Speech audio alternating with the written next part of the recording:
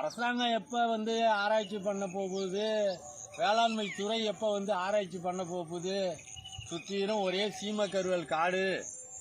ராமநாதபுரம் மாவட்டம் தண்ணி இல்லாத மாவட்டம்னு பேர் வாங்கி வறட்சி நிவாரணமாக கொடுத்து அழிஞ்சிக்கிட்டு இருக்கு அரசாங்கம். இதில் ஒன்றும் இல்லைடா, பெய்கிற தண்ணியிலேயே தண்ணியை தேக்கி நிறுத்தினா போகிறோம். கோடை காலத்தில் தண்ணியே பார்க்க வேணாம். தமிழ்நாடு பூரா தென்னைக்கு தண்ணி பாய்ச்சியே அழிஞ்சி தொலைகிறீங்க. சும்மா தென்னை நெத்தை வச்சா கூட போகிறோம். கோடை காலத்தில் தண்ணியே பாயாமல் மழை காலத்தில் பெய்கிற ஈரத்திலேயே தென்னம்புள்ள வளரும் அப்படின்னு அரசாங்கம் எப்போ ஆராய்ச்சி பண்ணி கண்டுபிடிக்க போகுது? அது மக்களுக்கெல்லாம் சொல்லி கொடுக்க போகுது. மக்கள் எல்லாம் சீமை கருவாடை அழிச்சிட்டு எங்கே பார்த்தாலும் 50 வருஷம் 100 வருஷம் காய்க்கிற மாதிரி தென்னை மரம், முருங்கை மரம், மாமரம், பலா மரம்லாம் வச்சு உண்டாக்க போகிறாங்க. இல்லை, நடக்கிற வேலை இல்லை இது. இதுக்காக தான் நாங்களே என்ன செஞ்சிட்டோம், அங்கங்கே ஆரம்பிச்சிட்டோம். ராமநாதபுரத்து மாவட்டத்தில் கூட்டு பண்ணைங்கிற பேரில் பரமக்குடிக்கும் பக்கத்தில், சத்திரக்குடிக்கும் பக்கத்தில் ஒரு 40 ஏக்கரு.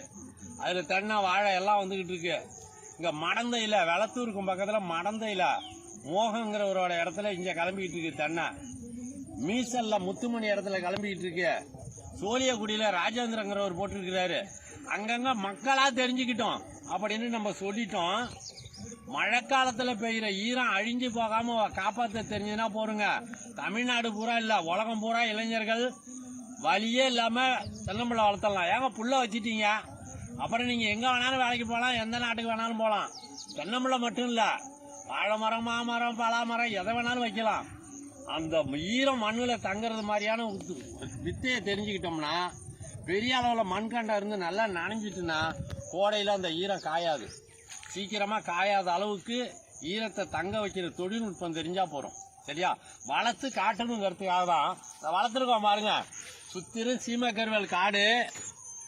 சீமை கருவேல் காட்டுக்கு நடுவில் ராமநாதபுரத்தில். சரியா? எங்கே வேணாலும் பாருங்க, செஞ்சு காட்டினாதான் மக்கள் நம்புவாங்க. நாங்கள் 4 வருஷமா செஞ்சுட்டு இருக்கோம். இங்கேயும் வேளாண்மை துறை இருக்கு, அரசாங்கம் இருக்குது. 2 மாவட்ட ஆட்சியர் கூட நின்று நம்ம போட்டோலாம் எடுத்தோம். 230 மூட்டை நெல் அறுத்து வச்சிருக்கோம். இப்போ மழையை பெய்ய வச்சு அதிலேயே முளைக்க வச்சு அறுத்து வச்சிருக்கிறோம். இருந்தாலும் அந்தந்த ஊர்லேயும் வேளாண்மை துறையெல்லாம் இருக்கு. அவங்க இதை எட்டி பார்க்கலாம், இந்த மாதிரி செஞ்சிருக்காங்கன்னு கூட சொல்லலாம். அவங்க துறை ரீதியாக இந்த மாதிரி உயரமான வரப்புகளை எங்கேயாவது போட்டு ஆராய்ச்சி பண்ணி உண்மையிலே தண்ணி தேவைப்படாது விவசாயிகளை, மழை காலத்தில் பெய்கிற தண்ணியிலேயே வளர்க்கலான்னு செஞ்சு காட்டலாம். அரசாங்கத்துக்கு எங்கே இருக்கு நேரம்? அதனால எப்படி அரசாங்கம் கண்டுபிடிச்சி சொன்னாலும் சரி, நம்மளே செஞ்சு காட்டினாலும் சரி, மக்களுக்கு தானே பயன்படணும். அதனால நேரடியாக பயன்படுறதுக்காக செஞ்சுட்டோம். பாருங்க, தென்னம்பிள்ளை வளர்ந்துருக்கு பாருங்க. நெடுக வளர்ந்துட்டு வருது பாருங்க. 48 மாசத்துல காய்ச்சலும் நாட்டுப்புள்ள தென்னம்பிள்ளை.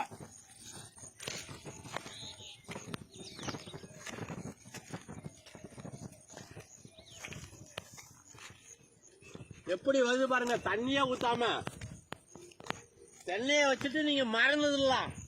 தென்னையை வச்சுட்டு நீங்க எங்க வேணாலும் போகலாம், அது வளர்ந்துரும் தானா. ஏன்னா போதுமான அளவு ஈரத்தை தேக்கி வைக்கிறதுக்கு அந்த மண்ணுல போதுமான அளவு ஈரத்தை மண்ணுல தேக்கி வைக்கிற தொழில்நுட்பம் இருந்தா போறோம், அது பாட்டுக்க வரும். வந்துட்டே இருக்கு.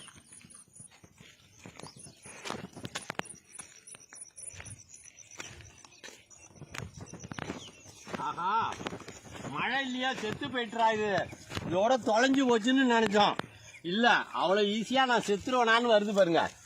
புது குருத்தை விட்டுட்டு வருது பாருங்க. திருப்பியும் இனிமே சாகாது அது.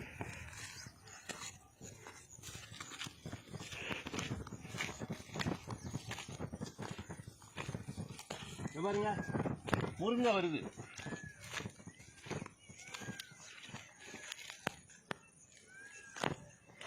பாருங்க, தென்னை வருது. ஒரு 50 வருஷம் நாட்டுப்புள்ள 50 வருஷம் 100 வருஷம் காய்க்கும். 100 வருஷத்துக்கு ஒரு தென்னை மரம் காய்க்கிறத ஒரு அரசாங்கம் மானியமா கொடுக்க முடியுமா? நிவாரணமா கொடுக்க முடியுமா? தானாவே காய்ச்சி கொட்டிக்கிட்டே இருக்கும். ஏன்னா தண்ணி பாய்ச்ச போறதே இல்லை. மழை காலத்தில் பெய்யுற தண்ணீரை அப்படியே தேக்கி வச்சுக்கிட்டு அது பாட்டுக்க காய்ச்சி கொட்டும். முருங்கை மரம் 10 வருஷம் 20 வருஷம் செலவே கிடையாது, எந்த வேலையும் செய்ய கிடையாது. உரம் கிடையாது, பூச்சி மருந்து கிடையாது, எதுவுமே கிடையாது. வெறும் மண், அவ்வளோதான். மண்ணில் ஈரத்தை தேக்கி வைக்கிற தொழில்நுட்பம் தெரிஞ்சா போகிறோம், முடிஞ்சிச்சு. நம்ம தான் பெய்கிற தண்ணீரெல்லாம் வெட்டி கடலுக்கு விடுறோமே, அப்புறம் எங்கே தண்ணி நிற்கும்?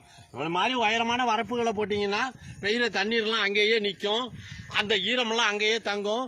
கோடை காலத்தில் அந்த நீர்லாம் நீராவி ஆகும், நீராவி தான் மேகம், நிறைய மேகங்கள் உண்டாகும், மழை பொழியும்.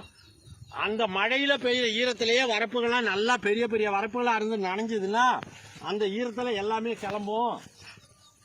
அப்படின்னு எப்போ ஆராய்ச்சி பண்ணி முடிக்க போகுது அரசாங்கம், வேளாண்மை துறை அவங்க சொல்லிக் கொடுக்க போகிறாங்க.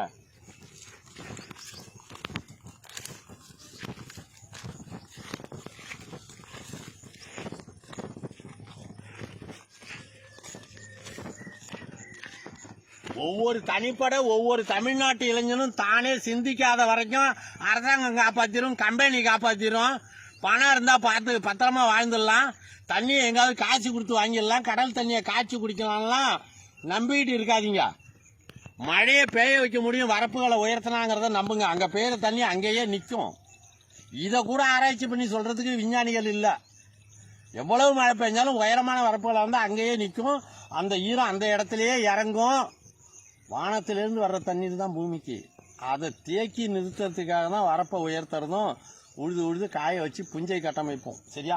அதில் தான் அந்த மாதிரி மழை பெஞ்ச தண்ணியில் தண்ணி பாய்ச்சவே வழி இல்லை. கிளம்பிருக்கு பாருங்க, எவ்வளோ அருமையாக வருது பாருங்க. இதை பாருங்க, இதெல்லாம் இனிமே சாவுங்கிறீங்க, அந்த மூக்கு மட்டும்தான் வந்துருக்கு வச்சோம். எத்தனை இலை வந்திருக்கு பாருங்க. இனிமே தண்ணி தான். இதை பாருங்க, துளிர் வந்துட்டு இனிமே காய்கள் தான். 10 வருஷத்துக்கு 20 வருஷத்துக்கு ஒரு முருங்கை மரம் காய்க்கும்.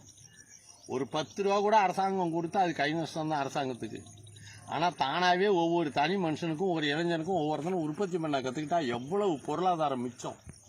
தண்ணியே பாய்ச்ச வேணாம், உரம் போட வேணாம், களைக்கொல்லி இல்லை, எதுவுமே இல்லை, மரங்கள் வளரும், காய்க்கும். எவ்வளோ பெரிய வசதி. நீங்கள் எவ்வளவு சம்பாதிச்சாலும் இந்த மாதிரி உருவாக்கவும் தெரிஞ்சுக்கிட்டா வருமானம் எவ்வளோ மிச்சம் தெரியுமா?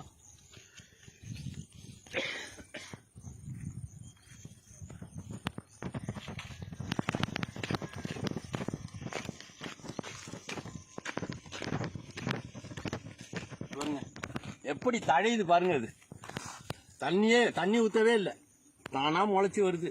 கோடையில் ஒரு மழை பெஞ்சது, துளிர் வந்துட்டு. நான் 10 வருஷம் 20 வருஷம் எல்லாம் காய்க்கணுமே.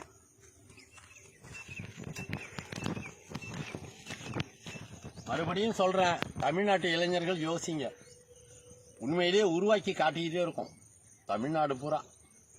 நீங்க தப்பிக்கணும்னா கொஞ்சோண்டு உங்களுக்குன்னு எந்த வேலை அழிஞ்சாலும் உங்களை காப்பாற்றுற வேலைங்கிற ஒன்று விவசாயம் தான். உணவுங்கிற ஒன்றை சார்ந்து உடல் இருக்கிற வரைக்கும், வாழ்க்கை இருக்கிற வரைக்கும், பாதுகாப்பான குளிர்ச்சியான சூழல் வேணுங்கிற வரைக்கும் பூமியில் தண்ணிங்கிற ஒன்று இருந்தால் தான் குளிர்ச்சிங்கிற ஒன்றே இருக்கும். இதை நாங்கள் உருவாக்கிக்கிட்டே இருக்கோம். விரும்புகிற நண்பர்கள் வந்து பாருங்கள். இன்னைக்கு பதிவிடுற நாள் 27/5/2026. சரிங்களா? மடந்தை, வெளத்தூருக்கும் பக்கத்தில் மடந்தை, ராமநாதபுரம் மாவட்டம். ராமநாதபுரம் மாவட்டத்தில் சத்திரக்குடியில் பக்கத்தில் போகலூரில் வச்சுருக்கிறோம், சோழியக்குடியில் இருக்குது, மீசலில் இருக்குது, இங்கே இருக்குது. ராமநாதபுரம் மாவட்டத்தை தேர்ந்தெடுத்ததுக்கு காரணமே சீமைக்கருவேல் காட்டுக்கு நடுவில் கூட தண்ணீரே பாய்ச்சாம எல்லாத்தையும் உருவாக்க முடியும்னு நிரூபிக்கிறதுக்காக தான். எப்போ வேணாலும் வந்து பாருங்கள். நன்றி, வணக்கம்.